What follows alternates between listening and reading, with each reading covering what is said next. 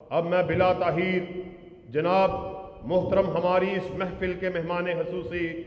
صدر آزاد کشمیر جناب محترم سردار مسعود خان صاحب سے گزارش کروں گا وہ مائک پہ تشریف لائیں اور اظہار خیال فرمائیں۔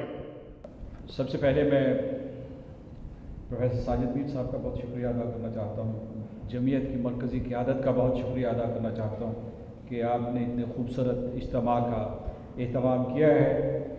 اس کے اوپر بھی مجھے بے حد خوشی ہوئی کہ جب میں یہاں آیا ہوں تو انہوں نے مجھے پورے کے پورے جو ان کی کوششیں کاوشیں ہیں اس کے بارے میں تعارف کروایا، اور تعارف کروانے کے بعد انہوں نے مجھے ان کا جو آئی ٹی ڈپارٹمنٹ ہے یا جو ڈیجیٹل اسپیس میں جو کام ہو رہا ہے اس سے بھی متعارف کروایا۔ تو میں نے ایک ڈاکیومنٹری دیکھی جس میں انہوں نے یہ مجھے بتایا کہ یہ صرف ایک مذہبی تنظیم نہیں ہے، مذہبی جماعت نہیں ہے، بلکہ یہ ہے کہ کس طریقے سے سماجی اور رفاہی کام کر رہی ہے،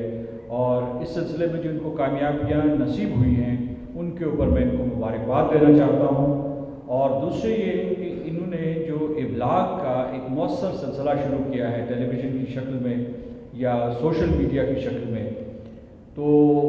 اسے دیکھ کر بہت اطمینان ہوا ہے، کیونکہ یہ وہ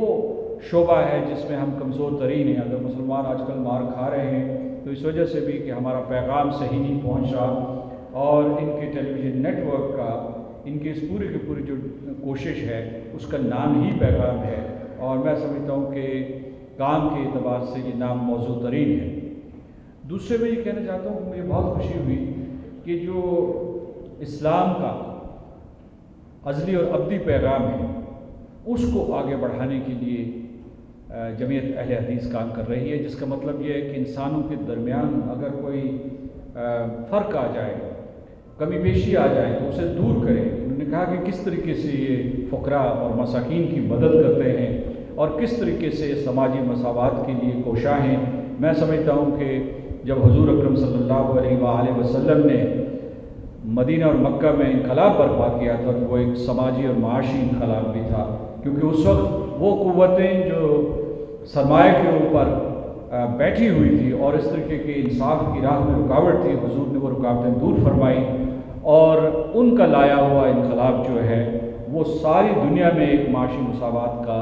یا سماجی انصاف کا جو ہے ایک نظام دے گیا، اور جو رہتی دنیا تک رہے گا۔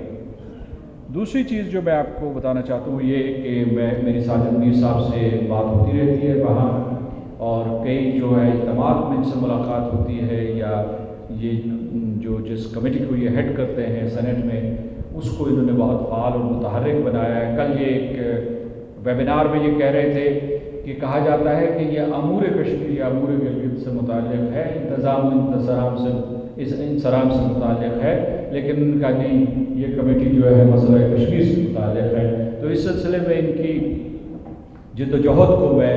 خراج تحسین پیش کرتا ہوں۔ مجھے ساجد میر صاحب نے بھی دعوت دی تھی، لیکن دانیال شہاب مدنی صاحب جو وہاں کے ناظم اعلیٰ ہیں آزاد کشمیر کی، انہوں نے بالخصوص دعوت دی، اسی وجہ سے میں آپ کے سامنے حاضر ہوا ہوں۔ اس لیے حاضر ہوا ہوں کہ مجھے معلوم ہے کہ آپ دل رکھتے ہیں، آپ کشمیریوں کے لیے قربانی دینا چاہتے ہیں، جیسے مجھ سے پہلے جو ہے مقررین نے یہ کہا ہے کہ آپ قربانی کے جذبے سے تڑپ رہے ہیں، تو میں اسی لیے آپ کے پاس حاضر ہوا ہوں۔ پہلے تو میں یہ بتا دوں آپ کو کہ جب ہم کشمیر کی بات کر رہے ہیں تو ایک کشمیر تھا جو 5 اگست 2019 سے پہلے کا تھا، ایک کشمیر ہے جو 5 اگست 2019 کے بعد کا ہے۔ میں آپ کو یہ بتانا چاہتا ہوں کہ ہماری تاریخ بہت پرانی ہے، ہم 200 سال سے یہ جدوجہد کر رہے ہیں۔ جب یہاں لاہور سے ایک ڈوگرا حکمران کو وہاں بھیجا گیا، غلام سنگھ جس کا نام تھا، تو اس وقت آغاز ہوا استحصال کا، استبداد کا، ظلم کا، اور وہ 200 سال سے ہم سہ رہے ہیں۔ درمیان میں کئی سنگ میل ہیں، مطلب مجھے نہیں پتا کہ یہاں بیٹھے ہوئے کتنے لوگوں کو معلوم ہے کہ 1832 میں آزادی کی خاطر ڈوگرا راج سے نجات حاصل کرنے کے لیے ہمارے مجاہدین نے اپنے سر کٹوا دیے تھے، اور ان کی زندہ کھالیں کھینچ دی گئی تھی، اور ان کے سر چوراہوں پہ لٹکا دیے گئے تھے عبرت کے لیے۔ یہ جگہ آج بھی موجود ہے، وہ درخت آج بھی موجود ہے۔ یہ میں آپ کو بتانا چاہتا ہوں کہ 1932 میں 1931 میں جب ایک نوجوان عبد القدیر خان نے یہ کہا کہ یہ جو شیر گڑھی محل ہے یہ استحصال کی علامت ہے، اسے منہدم کر دو، تو اس پر جب مقدمہ چلایا، بغاوت کا مقدمہ چلایا مہاراجہ کشمیر نے، اس مقدمے کے دوران نماز جمعہ کا وقت آیا اور ایک شخص کھڑا ہوا، اس نے اذان کی کوشش کی، اسے گولیوں سے بھون دیا گیا اور وہ اذان مکمل کرنے کے لیے 22 لوگوں نے وہاں شہادت دی ہے۔ تو جن لوگوں کو یہ بات سمجھ میں نہیں آتی کہ پاکستان کا مطلب کیا لا الہ اور آزادی کا مطلب کیا لا الہ، یا جب ہمارے سید علی گیلانی یہ کہتے ہیں، ہمارے قائد محترم یہ کہتے ہیں کہ ہم پاکستانی ہیں، پاکستان ہمارا ہے، اور جب آپ کے شہداء جام شہادت نوش کرتے ہیں تو ان کو پاکستان کے جھنڈے میں لپیٹ کر دفن کیا جاتا، اور پتہ ہے جب ان کے جو ہے جنازوں میں شرکت کے لیے لوگ جاتے ہیں، ہزاروں لاکھوں کی تعداد میں جاتے ہیں، ان مجاہدین کو خراج عقیدت پیش کرنے کے لیے، ان کو دعا دینے کے لیے، تو پورے مجمع کا رنگ جو ہے وہ ہرا ہو جاتا ہے، جو پاکستان کے پرچم کا رنگ ہے۔ یہ جذبہ وہاں پایا جاتا ہے، تو اس لیے جو مجھ سے پہلے مقررین تھے وہ یہ سوال پوچھنے میں حق بجانب تھے کہ کیا ہم نے بھی اپنا فرض ادا کیا، ہم جو آزاد کشمیر میں آزاد ہیں، ہم جو پاکستان میں آزاد ہیں، پاکستان ایک مقتدر ریاست ہے، ایک سوورن اسٹیٹ ہے، کیا ہم نے وہ کردار ادا کیا؟ کیا 22 کروڑ لوگوں نے وہ کردار ادا کیا ہے؟ آپ کو میں یہ بتاؤں کہ کہنا آسان ہے، کرنا مشکل ہے۔ 9 لاکھ فوجی ایک طرف جدید اسلحہ سے لیس، اور دوسری طرف نہتے کشمیری، نہتے مسلمان۔ میں نے لوگوں کو بتایا ہے کہ جموں و کشمیر میں قتل عام ہو رہا ہے، لیکن ڈوگرا کا نہیں ہو رہا، سکھ کا نہیں ہو رہا، بدھسٹ کا نہیں ہو رہا، اور خدا کا شکر کرتے ہیں کہ ان کا قتل عام نہیں ہو رہا، کیونکہ ہم اس قسم کے قتال پہ یقین نہیں رکھتے۔ لیکن جن کو نشانہ بنایا جا رہا ہے وہ مسلمان ہیں، ان کا گناہ یہ ہے کہ وہ قرآن کے ماننے والے ہیں، وہ حضور کے ماننے والے ہیں اور ان کے مقلد ہیں، یہ ان کا گناہ ہو گیا ہے، اور اس کی وجہ سے یہ حکم آتا ہے دلی سے کہ ان کو تہہ تیغ کر دو، ان کو قتل کر دو۔ اس وقت ہم یہاں موجود ہیں، میں آپ کو بتاتا ہوں کہ 9 لاکھ فوجیوں کا بغیر ہتھیار کے ساتھ مقابلہ کرنا بہت مشکل ہے، لیکن وہاں انہوں نے دنیا کی ایک بہت بڑی فوج کے ایک بڑے حصے کو، ان کی جو آدھی فوج ہے اس سے بھی زیادہ جو حصہ وہاں متعین ہے، 13 لاکھ کے قریب ہوگی، 9 لاکھ تو وہاں موجود ہیں، ان کو سویلینز نے روکا ہوا ہے۔ انہوں نے سویلینز نے 73 سال سے ان کو شکست دی ہوئی ہے۔ یہ ہے ان کا جذبہ جہاد، اور آج بھی جو گرتے گرتے بھی وہ نعرہ لگاتے ہیں پاکستان زندہ باد۔ یہ رشتہ ہے اسلام کا، یہ رشتہ ہے 2 قومی نظریے کی وجہ سے۔ تو وہاں یہ صورتحال ہے کہ جسے انگریزی میں جینوسائیڈ کہتے ہیں، وہ ہو رہا ہے، قتل عام ہو رہا ہے، نسل کشی ہو رہی ہے، نسلی تطہیر ہو رہی ہے، وہاں جنگی جرائم کا ارتکاب ہو رہا ہے، اور اس پیمانے پہ ہو رہے ہیں جس پیمانے پہ ناٹسی جرمنی میں ہوئے تھے یا بلقان میں ہوئے تھے۔ اور کیا امت مسلمہ اکٹھی ہوئی، مجتمع ہوئی، اور ان کا وہ اس قسم کا رد عمل آیا جیسے آنا چاہیے تھا؟ پھر یہی نہیں، 73 سال سے ہندو حکمرانوں نے کشمیریوں کو مارا، قتل کیا، ان کے خلاف بے محابہ طاقت کا استعمال کیا، اور اس کے بعد ان کے دل جیتنے کے لیے انہوں نے ان کو معاشی منصوبے دیے، ہمارے غدار اپنے ساتھ ملائے کہ یہ جناب ان کی اس استعماری قوت کو سہارا دیں گے، اور کشمیریوں کو بدنام کیا کہ یہ دہشت گرد ہے ساری دنیا میں، اور کہا کہ پاکستان ان کی پشت پناہی کر رہا ہے۔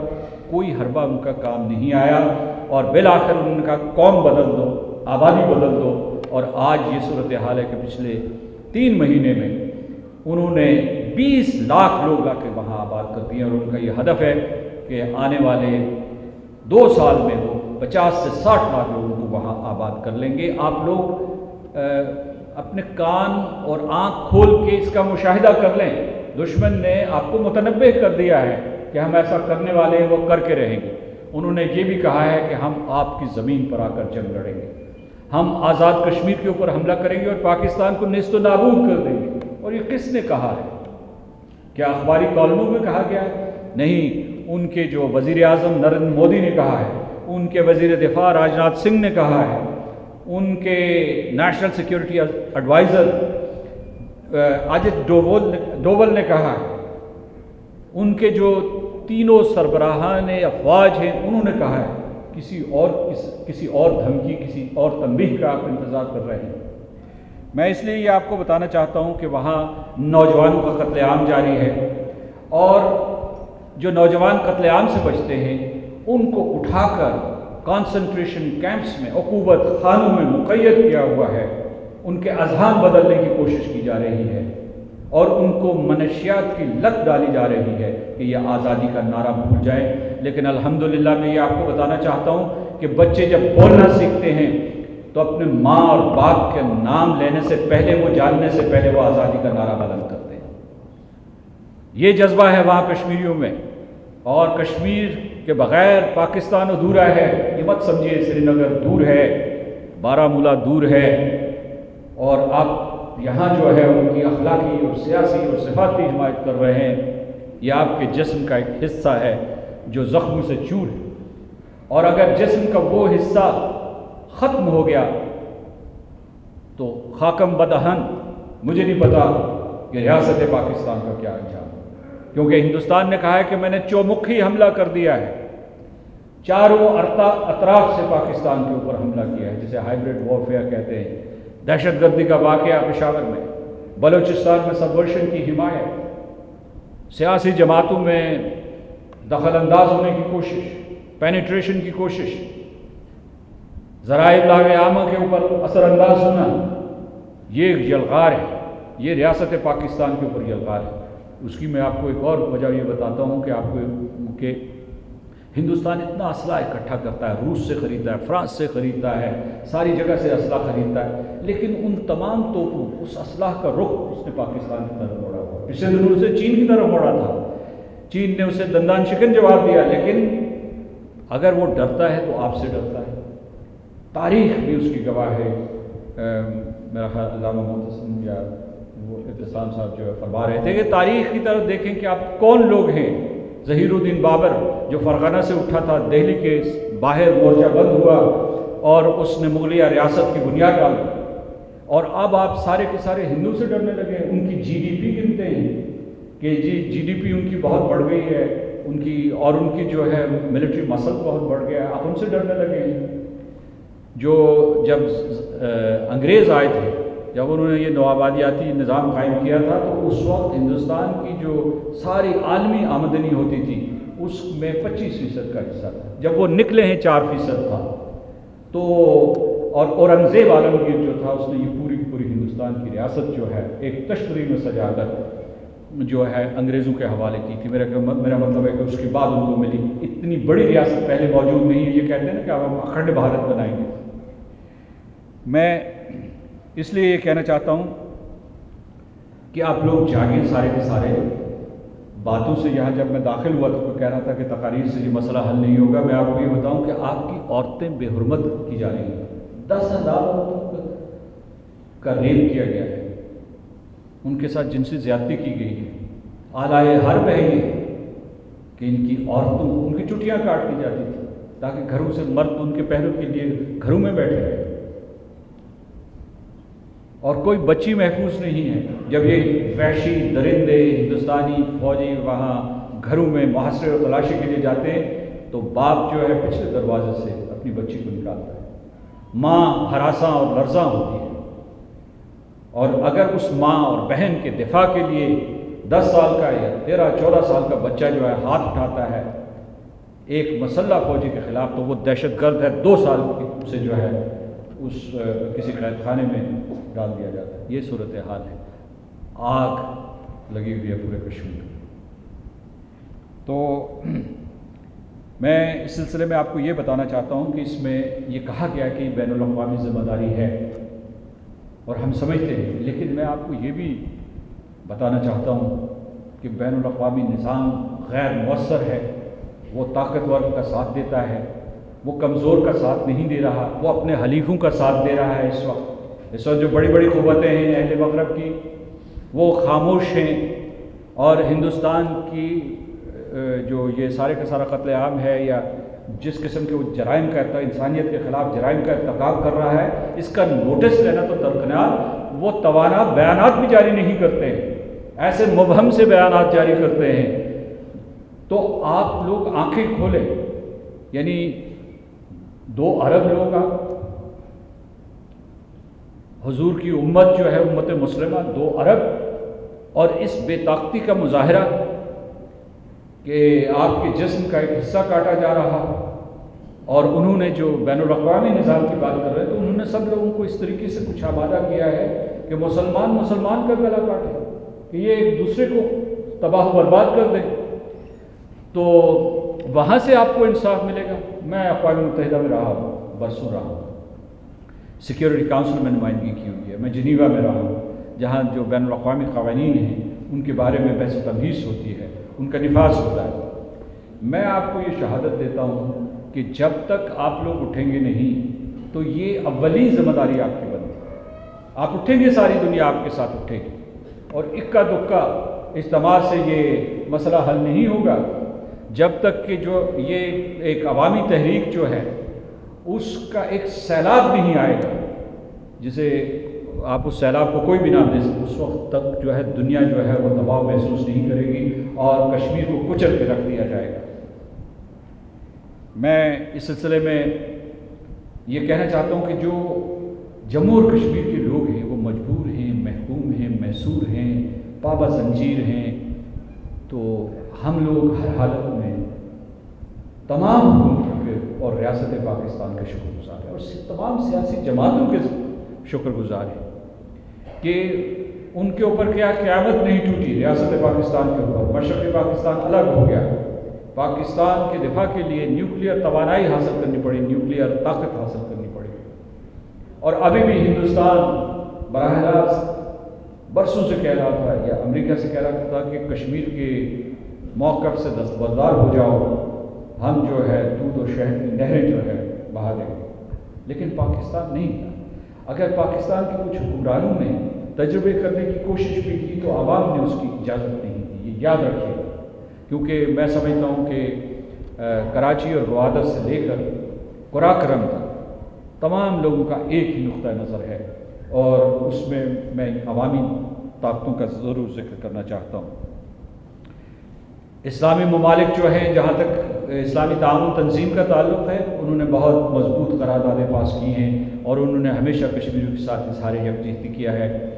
لیکن جو بڑے بڑے ممالک ہیں ان کے بڑے مضبوط روابط ہیں، معاشی اور اسٹریٹجک روابط ہیں ہندوستان کے ساتھ، تو ان کے بھی لب سلے ہوئے، یہ حقیقت نوشتہ دیوار ہے، تو ہم ان کی مجبوریاں سمجھتے ہیں۔ ہم نے تو ان کو کہا کہ اگر آپ کے ہندوستان کے ساتھ تعلقات ہیں تو چھوڑیے کہ وہ مسلمان ہیں یا نہیں ہیں، انسان تو ہیں، ہندوستان سے کہیے کہ خدا را ان کو قتل مت کریں اس طریقے سے۔ اگر ان کا کوئی اثر و نفوذ ہے، اثر و رسوخ ہے دلی میں، تو کم از کم وہ یہ ان کو کہیں کہ بھئی یہ دہشت گردی اور بربریت کا کون سا طریقہ ہے کہ آپ چونکہ وہ مسلمان ہیں ان کو ملیہ میٹ کر دیں۔ تو میں آپ سے یہ کہنا چاہتا ہوں کہ میں اب آخری کلمات ادا کر رہا ہوں۔ کل بھی جو ہے سینیٹر ساجد میر صاحب کی موجودگی میں نے یہ گزارشات پیش کی تھی، تو میں آپ سب لوگوں سے یہ کہتا ہوں کہ تحریک کشمیر کو ایک بین الاقوامی عوامی تحریک بنائیں، اور اس کے سلسلے میں جو آپ کا پیغام ٹیلی ویژن ہے وہ بہت ہی مؤثر کردار ادا کر سکتا ہے، کہ جو بات ہم یہاں کہہ رہے ہیں وہ پیرس اور لندن اور نیو یارک اور وینا اور ملیشیا کوالالمپور اور اس کے علاوہ جو جکارتا اور دنیا بھر کے کیپٹلز میں وہ آواز کی بازگشت سنائی دینی چاہیے، عوامی تحریک، تاکہ آپ کا اتنا دباؤ، آپ کا جو آپ حق پہ ہیں اس کے لیے اپنی آواز اٹھائیں۔ اگر آپ عوامی تحریک کی تبدیل اسے بنائیں گے، میں نے یہ کہا تھا کہ ویتنام وار کیسے ختم ہوئی؟ جنگ سے نہیں ختم ہوئی، عوامی تحریک سے ختم ہوئی۔ جو افریقن امریکنز تھے، جو ان کو حقوق ملے، جو حضور نے جو ہے حضور اکرم صلی اللہ علیہ وآلہ وسلم نے کتنی صدیاں پہلے دے دیے تھے، وہ حاصل کرنے کے لیے انہیں ایک سول رائٹس موومنٹ چلانا پڑی۔ اسی طریقے سے جب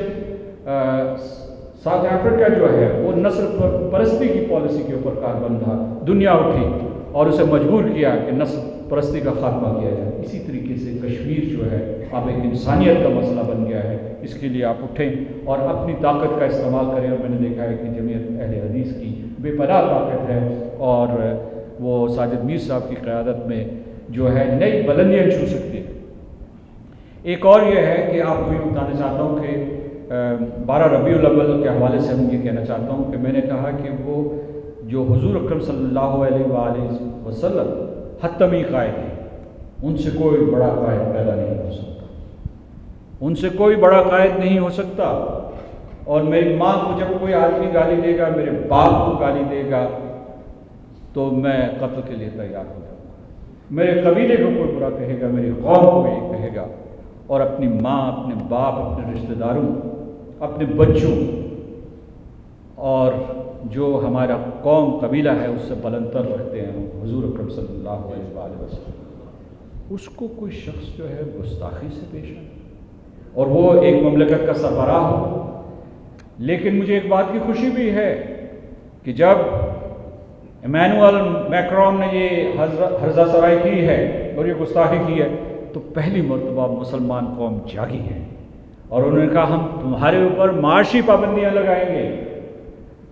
मैं अभी गया हुआ था यूनिवर्सिटी ऑफ हेल्थ साइंसेज, तो वो ये कह रहे थे कि उनके जितने जो 100 से ज़्यादा जो कॉलेजेस हैं, जो मेडिकल कॉलेजेस हैं, उनमें से कोई चीज़ फ्रांसीसी इस्तेमाल नहीं होगी। और ये जज्बा जो है ये पूरे के पूरे, मैंने देखा कि टोक्यो के मुसलमानों ने एहतजाज किया है, अमेरिका के मुसलमानों ने एहतजाज किया, ये आलमगीर एहतजाज है। और लोगों ने कहा कि हम फ्रांस की चीज़ें नहीं खरीदेंगे। माशी पाबंदियाँ बहुत ज़रूरी हैं, यानी मुसलमानों के अगर 2 बिलियन जो है सारफीन हैं, 2 अरब सारफीन, तो आप सोचिए कि वो मगरबी मईशत को कितना नुकसान पहुँचा सकते हैं जहाँ जो है इस्लाम दुश्मनी का मुजाहरा किया जाता है। तो इसलिए कश्मीर के सिलसिले में मैं आपको कहता हूँ कि फ़िज़ा पैदा कीजिए कि हिंदुस्तान के ख़िलाफ़ जो माशी पाबंदियाँ लगाई जाएँ और उसे जो है जो टर्म इस्तेमाल की जाती है वो उसमें 3 उसकी जहतें होती हैं। एक होता है बाइकआउट करें उसका, दूसरा है डाइवर्समेंट कि वहाँ जो है सरमायाकारी ना करें, की हुई है निकालें, जो इजाफी सरमायाकारी ना करें, तिजारत ना करें उनसे, और आखिर में सैंक्शंस, पाबंदियाँ लगाएं, माशी और तिजारती पाबंदियाँ। मैंने अहले अरब से कहा कि कश्मीर के लिए आप कुछ नहीं कर सकते, तो कम से कम ये करें कि हिंदुस्तान से जो आप ये पाबंदी लगा दें कि हिंदुस्तान से जो गोश्त आ रहा है वो हलाल गोश्त होना चाहिए। और मैंने कहा कि जो वहाँ से प्रोडक्ट्स आ रहे हैं उनको कहें कि इन प्रोडक्ट्स के ऊपर सर्टिफिकेशन होनी चाहिए कि ये हलाल है। ये तो मैंने कहा शरीयत के मुताबिक आप पाबंद जब भी तिजारत कर रहे हैं, वो जो जब आप ब्रसल्स में जाएँ तो वो कहते हैं कि जनाब हम आपके साथ तिजारती मुआहिदा तो करेंगे, लेकिन हम देखेंगे कि आपके हुकूक अंसारी की क्या सूरत हाल है। जी ठीक है, हम उसके लिए बेहतरी लाने की कोशिश करेंगे, फिर हम उनकी मन्नत समाजत करेंगे और किसी तरीके से उनसे जो माशी माहदे के ऊपर दस्तखत करवाएंगे। तो जनाब आपकी तो यहाँ हिंदुस्तान से, मैंने उन लोगों से ये कहा कि हिंदुस्तान से जब आप माशी मुआहदे करते हैं तो कश्मीर के बारे में सवाल उठाए ना सवाल कश्मीर के बारे में। पहली मरतबा मुसलमान जो है उम्मत मुस्लिमा के तौर पर उठे हैं और उन्होंने कहा कि हमारी नबी अकरम सल्लल्लाहु अलैहि वसल्लम की शान में गुस्ताखी जो है उसकी तुम्हें कड़ी सज़ा दी जाएगी। वही कश्मीर के सिलसिले में भी होना चाहिए। मेरे 3 आखिरी नुकात हैं। एक ये है, यहाँ जो है इशारे कनाए में भी बात की जा रही थी, खुलकर भी बात की जा रही थी, लेकिन मैं उससे भी ज़्यादा खुल के बात करता हूँ। मैंने कई मजहबी इज्तिमात में कहा है, मैंने ये कहा है कि अगर तुम मुसलमान हो तो जिहाद तुम पे फ़र्ज़ है, अगर मुसलमान नहीं हो तो तुम इस फ़र्ज़ से मुबर्रा हो।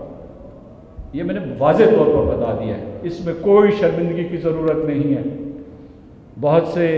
उलमा भी मैंने आजकल छीनते हुए देखते हैं, वजाहतें देते हुए देखे हैं कि जनाब हम जिहाद की बात नहीं कर रहे। और मगरब की ये तशरीह कि जिहाद का मतलब दहशत गर्दी है, ये उन्होंने कहीं लाशऊरी तौर पर कबूल कर लिया है। वाज़ेह अल्फाज में कहें, बबांगे दोहल करें कि जिहाद हम पर फ़र्ज़ है और ये फ़र्ज़ हम अदा करते रहेंगे। दूसरी चीज़ जो मैं ये कहना चाहता हूँ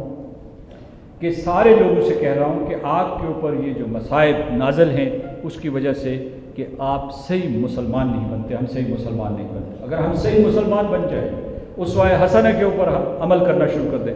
تو ایسا انقلاب دنیا میں آ جائے گا، ایسا انسانی انقلاب آئے گا،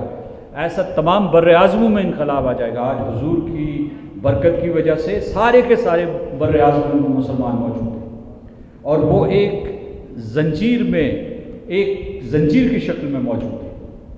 تو مسلمان بنیں، اس کے اوپر فخر کریں اور دنیا کی قیادت کریں۔ دنیا آپ کو قیادت دینے کے لیے تیار ہے۔ حضور اکرم کے جو احادیث ہیں یا قرآن کی تعلیمات ہیں، وہ خزینہ ہے، بے بہا خزینہ ہے۔ اس خزینے کے اوپر بیٹھے ہوئے دنیا انتظار کر رہی ہے کہ آپ کے سر کے اوپر دستار فضیلت اور دستار قیادت باندھی جائے، لیکن آپ تو وہ قیادت کا رول ادا کرنے کے لیے تیار ہی نہیں۔ آخری چیز جو ہے وہ ہے ہندوتوا سے متعلق۔ وہ یہ ہے کہ ہندوتوا یہ ہے کہ مسلمان کو ختم کر دو بر صغیر سے، صرف ہندوستان سے نہیں، یا ان کو دوبارہ سے ہندو بنا دو یا ان کو دیس نکالا دے دو، اور پاکستان کو تو ہر صورت میں نیست و نابود کر دو۔ اور انہوں نے یہاں بھی اس حد تک گستاخی کی ہے کہ انہوں نے کہا کہ جو اسلام کے آنے سے پہلے مکہ اور مدینہ میں یا یہ جو عربین پیننسولا تھا، اس میں جو تہذیب تھی وہ ویدک تہذیب تھی، ہم نے تو جا کے وہاں انتقام لینا ہے کہ انہوں نے ہمارے بت کیوں توڑے تھے۔ تو کہنے کا مطلب یہ ہے کہ انہوں نے ایک مذہبی اور تہذیبی جنگ کا آغاز کر دیا ہے، آپ کو للکارا ہے اور کہا ہے کہ آپ کو نیست و نابود کریں گے، آپ کو شکست دیں گے۔ یہ صرف فسطائیت نہیں ہے، فسطائیت ایک نسلی نیشنلزم تھا جو جرمنی میں شروع ہوا یا اٹلی میں شروع ہوا، یا آج کل جو ہے میکرون اس کی رہنمائی کرنے کی کوشش کر رہا ہے۔ یہ اس سے بھی زیادہ خطرناک ایک فلسفہ ہے، اس کا نشانہ ہے آپ اور آپ کے بھائی جو ہندوستان میں موجود ہیں۔ تو میں یہ کہتا ہوں کہ مجھے آج آ کے اس اجتماع میں بے حد خوشی ہوئی ہے، میرا حوصلہ بڑھا ہے، اور آپ کے جو بھی پروگرام ہیں اس کا ہم ساتھ دیں گے اور آپ کے دست و بازو بنیں گے۔ آپ قیادت فرمائیے۔ میں سمجھتا ہوں کہ اگر یہ جذبہ، جس جذبے سے یہاں تقاریر کی گئی، اس کو عملی جامہ پہنایا گیا تو کشمیر ضرور آزاد ہوگا۔ اور جیسے علامہ ابتسام نے یہ کہا کہ ہم سری نگر میں، اور میں بلکہ آگے بڑھتا ہوں، لال قلعے میں ہم پاکستان کا جھنڈا لہرائیں گے۔ بہت بہت شکریہ جی۔